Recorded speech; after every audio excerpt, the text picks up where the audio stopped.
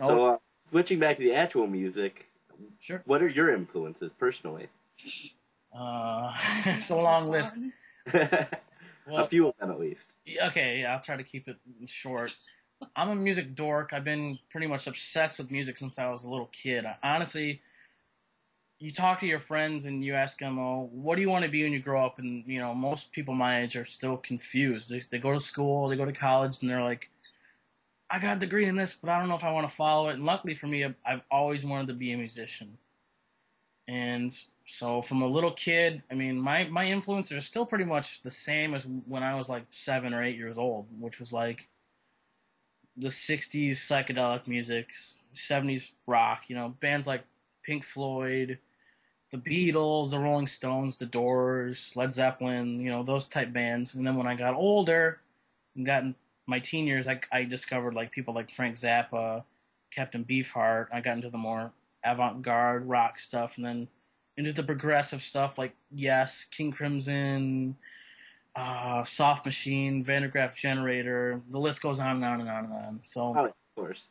but as a drummer, when I was a kid, my big influences were, of course, Ringo Starr from the Beatles. I mean, I learned all the Beatles records. Those were the first things I could actually really play well when I was a young kid. And then I got into Keith Moon from The Who, John Bonham of Led Zeppelin, oh, Stuart Cope, The Police. And then as I got older, Bill Bruford from King Crimson, and also Yes, and those more technical players. Mitch Mitchell from the Jimi Hendrix Experience, stuff like that. Very And cool. lastly, before I stop ranting about the 8,000 bands that I like, my main influences, I guess, for solo music are like Syd Barrett from Pink Floyd, who also did his own solo stuff. John Frusciante of the Chili Peppers, Beck, Brian Eno, all the krautrock bands from Germany in the '70s, all that kind of more textural, experimental style of rock and roll music is kind of where my solo music's at. And obviously, if you've heard Cody, it's kind of a molding of funk, rock, soul, hip hop, all kinds of stuff. Where mine is kind of it's more left of center, I guess. So, More psychedelic. yeah. Oh, exactly. Yes. Completely. So I know I'm jumping around a little bit, but who does Cody Stagefright record with? Um. Well, first it was my 4-track. We recorded with Tascam over here in the corner. When it was just me and Jim, and we were kind of getting our songwriting chops together. Because I mean, Jim will admit this too, so I don't really feel too bad at saying this. But when we started, Jim was just learning guitar and just kind of, I mean, Change. I don't know if you've heard that song before. It's Yeah, on our first EP. That was the first song he ever wrote. So that's how I met him. He played me Change, and I was like, wow, that's really cool. it's a great song. So man, thank you. And so we started kind of just messing around my 4-track, trying to write songs together. And as we got a decent amount of songs together, we went to record our first EP, Champagne Taste with a Kool-Aid Wallet, at our friend Aaron's house. His studio is out in Warren. I believe the studio is called Seven Sun Studios. And that was the first time that Cody as a group had been into an actual studio besides my 4-track. And then Pink Iguana was recorded with Kevin Sharp. And Kevin's Metro 7, right? Metro, yeah, thank you. I was drawing a blank on his studio. Pretty pissed if he saw this interview, but we won the ANX Battle of the Bands. Our prize was 10 grand and then a free EP in his studio. So it took us about 3 or 4 sessions to lay down the 6 songs, and it took about another session or 2 to mix it. So that's where we're at now. And then we're finally investing the money that we won into turning Jim's basement, our practice space, into a recording studio.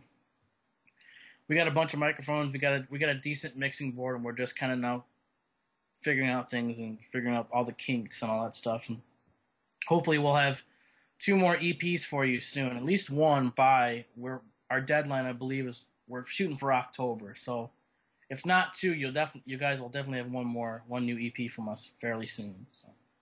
Very cool. So one last question before I wrap this up, because I kind of forgot to throw this in. What brand of drums do you play with?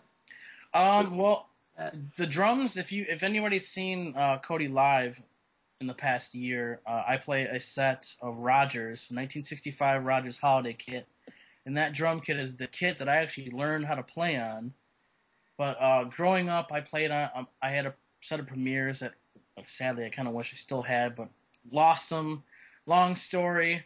But I mean, I grew up playing those Rogers. My dad has a 1985 Tama kit. I forget what brand, but so I grew up playing a bunch of things. But my main drums are my 1965 Rogers. Very cool. Would you have anything else you'd like to add? No, I'd like to thank you for taking the time out to interview little old me, and hopefully this gets seen by some people. And hopefully, thank you. Oh, no problem, man. Anytime. Woman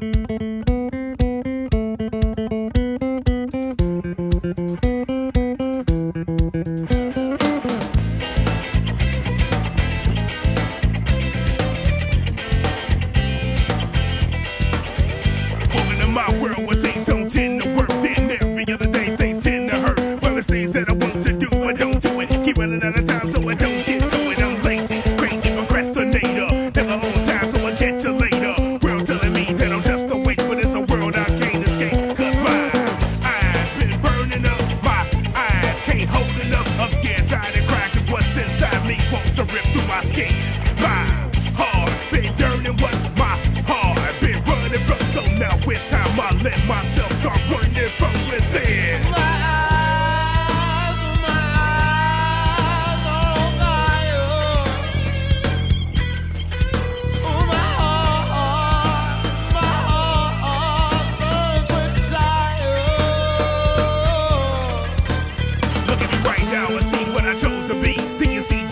Supposed to be. Then I look at myself like I know it's me. Then I walk through the world like I hope it's me. I done been here before, so I ain't no stranger. Keep my team good, but I ain't no gangster. Smile when I look in the face of lady.